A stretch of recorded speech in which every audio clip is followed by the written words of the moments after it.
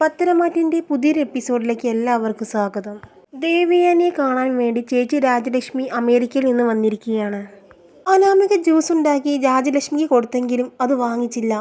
Juice ഞാൻ ചോദിച്ചു അനാമിക, പിന്നെ എന്തിനാണ് ഇത് കൊണ്ടുവന്നത് എന്നൊക്കെ രാജലക്ഷ്മി ചോദിച്ചപ്പോൾ, വല്യമ്മയുടെ ചേച്ചി ആദ്യമായിട്ടല്ലേ അനന്തപുരിയിലേക്ക് വരുന്നത്, അതുകൊണ്ട് എന്തെങ്കിലുമൊക്കെ ഉണ്ടാക്കി തരണമല്ലോ എന്നൊക്കെ പറയുകയാണ് അനാമിക.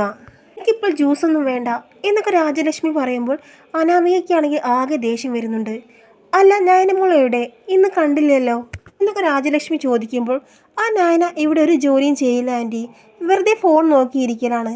എല്ലാ ജോലിയും ഞാനാണ് ചെയ്യുന്നത്, ഒന്ന് സഹായിക്കാൻ പോലും അവളും അവളുടെ ചേച്ചിയും വരാറില്ല എന്നൊക്കെ അനാമിക കള്ളം പറയുകയാണ്. അനാമിക മതി, കൺമുന്നിൽ കാണുന്നത് മാത്രമേ ഞാൻ വിശ്വസിക്കാറുള്ളൂ എന്നൊക്കെ രാജലക്ഷ്മി മറുപടി പറയുകയാണ്. അല്ല ആൻറ്റി, അമേരിക്കയിൽ നിന്നൊക്കെ അല്ലേ വരുന്നത്, എന്തെങ്കിലുമൊക്കെ കൊണ്ടുവരാതിരിക്കില്ലല്ലോ, ഞങ്ങൾക്കൊക്കെ എന്തൊക്കെയാണ് കൊണ്ടുവന്നത് എന്നൊക്കെ ചോദിക്കുകയാണ് അനാമിക. എന്താ ജാനകി ഇത്, ഞാൻ ഇവിടേക്ക് വന്ന് കയറിയില്ല, അതിനു മുമ്പ് തന്നെ എൻ്റെ ബാഗിൽ എന്താണെന്ന് നിൻ്റെ മരുമകൾക്ക് അറിയണം. ഇനി നയനമോളെ നോക്ക്, എന്തൊരു നല്ല രീതിയിലാണ് അവൾ പെരുമാറുന്നത്. പെൺകുട്ടികളായ ഇത്തിരി അച്ചടക്കം വേണം, നിൻ്റെ മരുമകൾക്ക് അതുണ്ടെന്ന് എനിക്ക് തോന്നുന്നില്ല എന്നൊക്കെ ജാനകിയോട് പറയുകയാണ് രാജലക്ഷ്മി. അത് കേട്ടോണ്ട് രേവതി അങ്ങോട്ട് വരുന്നുണ്ട്. രാജലക്ഷ്മി മേഡം എൻ്റെ മകളെ തെറ്റിദ്ധരിച്ചിരിക്കുകയാണ്, ഈ വീട്ടിൽ ഏറ്റവും അച്ചടക്കം എൻ്റെ മകൾക്കാണ് അല്ലേ ജാനകി എന്നൊക്കെ രേവതി പറയുമ്പോൾ, അനാമിക മോളുടെ അമ്മ പറയുന്നത് വളരെ ശരിയാണ് രാജലക്ഷ്മി, നയനയ്ക്കെതിരെ അഹങ്കാരം കൂടുതലാണ്, അവളുടെ ചേച്ചിയുടെ കയ്യിലിരിപ്പ് ഒട്ടും ശരിയല്ല എന്നൊക്കെ രാജലക്ഷ്മിയോട് പറയുകയാണ് ജാനകി. ഇതെല്ലാം കേട്ട് ആകെ സങ്കടത്തോടെ നിൽക്കുകയാണ് നയന. ഇതെല്ലാം കേട്ട് ദേവിയാനി അങ്ങോട്ട് വരികയാണ്. എൻ്റെ മരുമകൾ വെറും പാവമാണ് രാജലക്ഷ്മി, ഇവരെല്ലാം നിന്നെ എൻ്റെ മരുമകൾക്കെതിരെ തിരിക്കാൻ വേണ്ടി നോക്കുകയാണ്. ഇതൊന്നും കേട്ട് ചേച്ചി പേടിക്കേണ്ട, ഞാൻ വയ്യാതായപ്പോൾ എന്നെ പരിചരിക്കാൻ നയന മാത്രമേ ഉണ്ടായിരുന്നുള്ളൂ, അതൊന്നും മറക്കാൻ എനിക്ക് പറ്റില്ല. ഞാൻ മോളെ എന്ന് വിളിച്ച് കൊഞ്ചിച്ച് ഈ അനാമികയുണ്ടല്ലോ, ഞാനൊന്ന് കിടന്നപ്പോൾ തിരിഞ്ഞു പോലും നോക്കിയില്ല ചേച്ചി എന്നൊക്കെ അനാമികയെ നോക്കി പറയുകയാണ് ദേവയാനി. അപ്പോഴേക്കും മുത്തശ്ശി അങ്ങോട്ട് വരുന്നുണ്ട്. ഇവിടെ എല്ലാവർക്കും അവനവൻ്റെ മരുമകളാണ് വലുത്. ആദ്യമൊക്കെ ദേവയാനിക്ക് നയനമോളെ കണ്ണെടുത്താൽ കണ്ടുകൂടായിരുന്നു, പക്ഷെ ഒന്ന് കിടന്നപ്പോൾ നയനമോളുടെ മഹത്വം മനസ്സിലാക്കി ദേവയാനി എന്നൊക്കെ പറയുന്നുണ്ട് മുത്തശ്ശി. അനാമിക ചോദിച്ചു ബാഗിൽ എന്തെങ്കിലും ഉണ്ടോ എന്ന്. എന്നാൽ ഇത് കേട്ടോ അനാമിക, ബാഗ് നിറയെ സമ്മാനങ്ങളുമായിട്ടാണ് ഞാൻ ഇങ്ങോട്ട് വന്നിട്ടുള്ളത്, അത് വളരെ വിലപിടിപ്പുള്ള സമ്മാനങ്ങൾ എന്നൊക്കെ പറയുകയാണ് രാജലക്ഷ്മി. രാജലക്ഷ്മി പറയുന്നത് കേട്ട് രേവതിക്ക് വളരെ സന്തോഷമാവുന്നുണ്ട്. എന്നിട്ട് രേവതി അനാമികയെ തനിച്ച് വിളിച്ച് സംസാരിക്കുകയാണ്. അനാമികയെ കുറച്ച് ദിവസത്തേക്ക് നീ ആ രാജലക്ഷ്മിയും കൂടി സ്നേഹിക്കണം, അല്ലെങ്കിൽ ആ പെട്ടിയിലുള്ള വിലപിടിപ്പുള്ളതെല്ലാം ആ നയനയും നവയും കൂടി സ്വന്തമാക്കും എന്നൊക്കെ രാജലക്ഷ്മി അനാമികയ്ക്ക് പറഞ്ഞു കൊടുക്കുന്നുണ്ട്. എനിക്ക് വയ്യ അമ്മേ, ആദർശേട്ടൻ്റെ അമ്മയേക്കാൾ വിളഞ്ഞ വിത്താണ് അവർ, അമ്മ ഇന്ന് ട്രൈ ചെയ്ത് നോക്ക്, ചിലപ്പോൾ അമ്മയെയും അച്ഛനെയും അമേരിക്കയിലേക്ക് കൊണ്ടുപോയാലോ, അതോടെ നമ്മുടെ കടങ്ങളെല്ലാം വീടും. അത് മോള് പറഞ്ഞത് വളരെ ശരിയാണല്ലോ, ഞങ്ങളെ കൂടി അമേരിക്കയിലേക്ക് കൊണ്ടുപോകാൻ പറ്റുമോ എന്ന് ഞാൻ അവരോടൊന്ന് ചോദിച്ച് നോക്കട്ടെ എന്നൊക്കെ പറയുകയാണ് രേവതി. പിന്നീട് നയന രാജലക്ഷ്മിക്കുള്ള ചായയുമായി റൂമിലേക്ക് പോകുന്നുണ്ട്. അത് കണ്ട് അനാമിക അങ്ങോട്ട് വന്ന് പറയുകയാണ്, നീ എന്തിനാണ് ഈ ആൻറ്റിക്കുള്ള ചായയുമായി പോകുന്നത്, ഇതിനിവിടെ ഞാനുണ്ട്, ഇങ്ങ് താടി എന്ന് പറഞ്ഞുകൊണ്ട് ആ ചായ പിടിച്ചു വാങ്ങാൻ നോക്കുകയാണ് അനാമിക. ഇത് കാച്ചി കൊണ്ടുവന്നത് ഞാനാണെങ്കിൽ അത് കൊടുക്കാനും എനിക്കറിയാം, അതിന് നിൻ്റെ ആവശ്യമില്ല, അങ്ങോട്ട് മാറി നിൽക്കടി എന്നൊക്കെ പറഞ്ഞ് നയന ആ പാല് കൊണ്ടുപോവുകയാണ്. പിന്നീട് അനാമിക വന്ന് ആ ഗ്ലാസ് പിടിച്ചു വാങ്ങുവാൻ നോക്കുന്നുണ്ട്. അവസാനം ആ ഗ്ലാസ് താഴെ വീണ് പൊട്ടുകയാണ്. അങ്ങനെ ആ ശബ്ദം കേട്ട് ദേവിയാനിയും രാജലക്ഷ്മിയും അങ്ങോട്ട് വരുന്നുണ്ട്.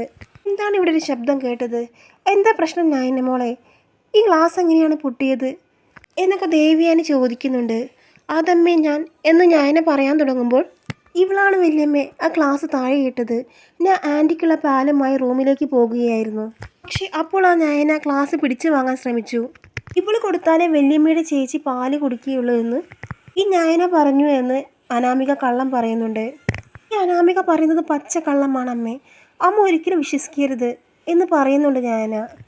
മതി, അനാമിക കൊണ്ടുവന്ന പാലല്ലേ താഴേക്ക് വീണത്, അതുകൊണ്ട് അനാമിക തന്നെ ക്ലീൻ ചെയ്യട്ടെ എന്നൊക്കെ രാജലക്ഷ്മി ആവശ്യപ്പെടുന്നുണ്ട്. അതിന് ഈ നയനയിലെ ഗ്ലാസ് പൊട്ടിച്ചത്, അതുകൊണ്ട് അവളല്ലേ വൃത്തിയാക്കേണ്ടത് എന്നൊക്കെ അനാമിക പറയുന്നുണ്ട്. അനാമിക പറയുന്നത് കേട്ട് രാജലക്ഷ്മിക്കാണെങ്കിൽ ആകെ ദേഷ്യം വരുന്നുണ്ട്.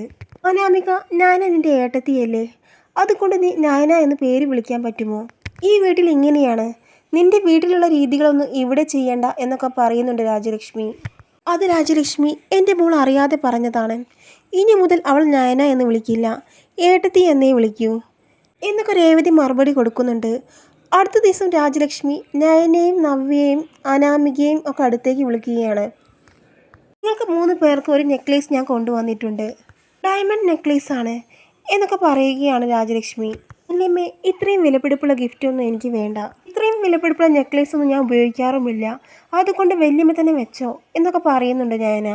നയനേടത്തേക്ക് വേണ്ടെങ്കിൽ വേണ്ട, അതെനിക്ക് തന്നോളൂ ആൻറ്റി. നയനേടത്തേക്ക് ഇത്രയും വിലപിടിപ്പുള്ളതൊന്നും ഉപയോഗിച്ച് ശീലമില്ലല്ലോ. എൻ്റെ കാര്യം അങ്ങനെയല്ല, ഞാൻ കോടികൾ വിലപിടിപ്പുള്ള ആഭരണങ്ങളാണ് ധരിക്കാറുള്ളത് എന്നൊക്കെ പറയുകയാണ് അനാമിക. നിനക്കുള്ള ഡയമണ്ട് ഞാൻ തന്നല്ലോ അനാമിക, ഇത് നയനമോൾക്കുള്ളതാണ്. എത്ര വേണ്ടെന്ന് പറഞ്ഞാലും ഞാൻ അത് കേൾക്കില്ല. നവ്യയെ നോക്കൂ നയന, ഞാൻ കൊടുത്ത സമ്മാനം എത്ര സന്തോഷത്തോടെയാണ് അവൾ സ്വീകരിച്ചത്. നീയും അങ്ങനെയായിരിക്കണം എന്നൊക്കെ പറയുന്നുണ്ട് രാജലക്ഷ്മി. അങ്ങനെ രാജലക്ഷ്മി പറയുന്നത് കേട്ട് നയന ആ നെക്ലേസ് വാങ്ങിക്കുന്നുണ്ട്.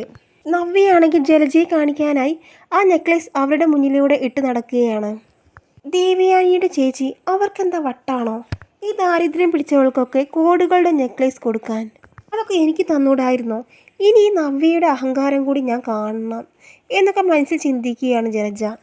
നയന നെക്ലേസ് എല്ലാം ധരിച്ച് ആദർശിനെ കാണിച്ചു കൊടുക്കുകയാണ്.